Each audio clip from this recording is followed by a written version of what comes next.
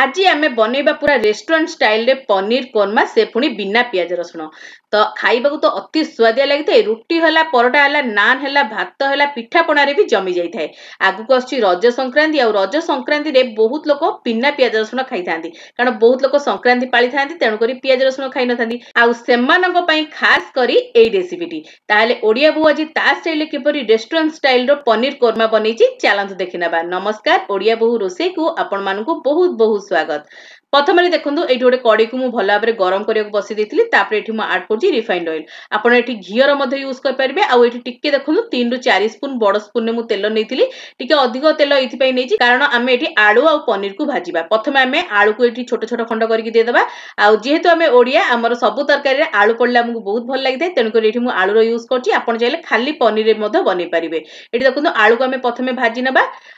ये देखो आलू को पूरा लाल करके भाजबे आउे ही काढ़े। देखो आलू आमर पूरा लाल होगी भाजी आसला एबे आमे आलू को भल भाव में काढ़ी नबा। आलू को ये आपण पूरा 80 ରୁ 90% ही कुक करनियंतु जेमति कि आलू आमर पूरा सिजिला भलिया हिजिवो सेही भलिया आपण एठी भाजी नियंतु। सेही सेम उपाय एठी मु 200 ग्राम रो पनीर काटिकी रखिथिली आ एटा मोर होममेड पनीर अछि। तापर आमे पनीर को मध्य देकी सेम उपाय भाजी नबा आ पनीर को मध्य हल्का लाल करके भाजीबे आ तापर पानी को काढी नेबे ता द्वारा हमर पनीर बहुत बढ़िया बे नरम हेगी रहइबो। ता भितर आमे गोटे बहुत बढ़िया मसला तैयारी करदबा आउ एठी देखो गोटे ब्लेंडिंग जार नहीं से मुझे 3टी टमाटर ये छोट मीडियम साइज टमाटर नहीं आउ जेहेतु आम ये बिना पियाज रसुण सब बनाऊे तेणुक ग्रेवी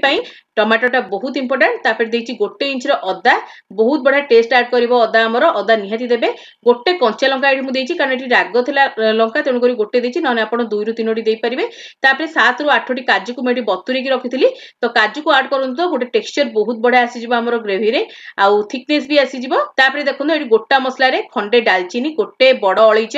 2-3टी गुजराती आउ 2-3टी लवंग आउ टिके आमर गोलमरिच देती 2-3टी बहुत बड़ा बास्ना आसता है गोटा मसला द्वारा आ गोटे स्पून रु टिके नाकु कम अधा स्पून एटी मु देछि जीरा एतिकी मसला आमर दरकार। तापर आपण आको चिकन करके पूरा बाटी आनंतु। देखो ये मसला को मुझे बहुत बढ़िया चिकन करके बाटी आनी चिकन कर बाटे ना तो गोटा गरम मसला गोटा गोटा रहीगले जमा भी भल लगी न थाए। एबे चलंतु आमे तरकारी प्रस्तुत करबा। एठी देखो पनीर को मु काढ़ी नेइथिली प्रथम आमे टिके नै देबा जीरा जीरा को भल भाव में फुटिया को दबा आ खंडे तेजपत्र दे देबा बहुत बढ़िया बास्ना आसी थाए। तापर एठी दे देछि धनिया गुंड एठी आगुआ ऐड एथि करछि कारण हमर आगु कोनोसी मसला देबार नै तेनु करी एठी आमे दे देबा आगुआ मसला। एठी लंका गुंड भी दे दियंतु आपण आउ आपण काश्मीरी लंका गुंड दे परिबे नॉर्मल लंका गुंड भी दे परिबे। मैं काश्मीरी लंका गुंड देछि एमिति दबा द्वारा बहुत बढ़िया कलर आसी जिवो आउ हमर गुंड मसला मध्ये भाजी हे जिवो। तापर आमे बाटी की रखितबा मसला को एठी ऐड करनबा आ मसला को ऐड करिया मात्रे संगे संगे टिके मिसै नियंतु तो बहुत बढ़िया भाबरे भाजी जायते। आ आमे जेहेतु इतरे काजू देछि आको हम कंटीन्यूअसली भाजियो पड़िबो नहले तो तळे पूरा चिपकी हे जिवो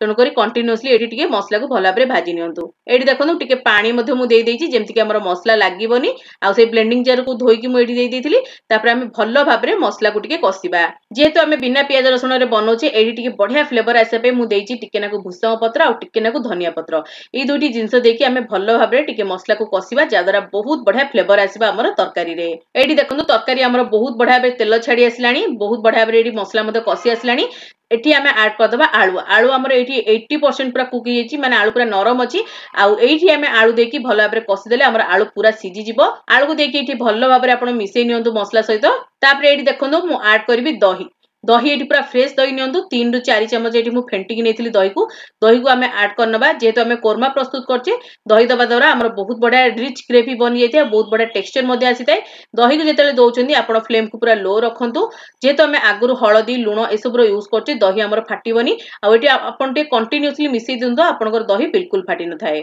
तापर एठी भलो फ्लेवर पे आउ टिके मु देइछि कस्तूरी मेथी आ 1 स्पून एठी कस्तूरी मेथी देछि। कस्तूरी मेथी दबा द्वारा हमर पनीर ग्रेवी रे गोटे रिचनेस आस्ताय गोटे बहुत बढ़िया अरोमा आस्ताय तो निहाती एबे एठी ऐड करंतु। एठी देखंतु स्वाद अनुसार आमे दे देबा लूण तापरे लूण देके आमे भलो भाबरे ग्रेवी को मिसै नबा आउ तापरे आमे घोड़े की ग्रेवी को भलो भाबरे पूरा तेल छाडला पर्यंत कुक करबा जेमति कि हमर दही तार तेल पूरा छाडी दबो आ बहुत बढ़िया हमर ग्रेवी तयारी हे जिवो। एठी देखंतु घोड़े की मु 10 मिनिट पे रखी देइली आ देखंतु हमर एठी बहुत बढ़िया ग्रेवी रेडी ही जाईची आ आलू मध्ये पूरा परफेक्ट भाबरे एठी सिजी जाइते आ देखंतु केते सुंदर ग्रेवी रिच ग्रेवी तयारी हिची जदि आपनकर फैमिली मेंबर अधिक अछंती आपण ए स्टेज रे टी पानी मध्ये देकी फुटई परिबे देखंतु आलू पूरा सिजी जाईची भलो भाबरे किंतु जेहेतु मेठी रुटी परोटा नान पई एठी बनेची तरकारीटी तेनु करी मो एठी जमा भी पानी रो ऐड करबिनी पूरा कसालिया टाइप रो बनौची पनीर तरकारी आपण चाहिले एमिति भी बनेकी खाई परिबे एमिति रे बहुत टेस्टी बनी थाए तापरे हमें ऐड करनबा एठी पनीर को आ देखंतु पनीर को एठी मु हल्का भाजी की पानी रे बुडी की रखथिली तापरे ताकू मु छाणी देथिली छाणी की एठी ऐड करची एमिति पनीर दबा द्वारा हमर कोन होय ना पनीर टा बहुत सॉफ्ट रही थाए लॉन्ग टाइम पई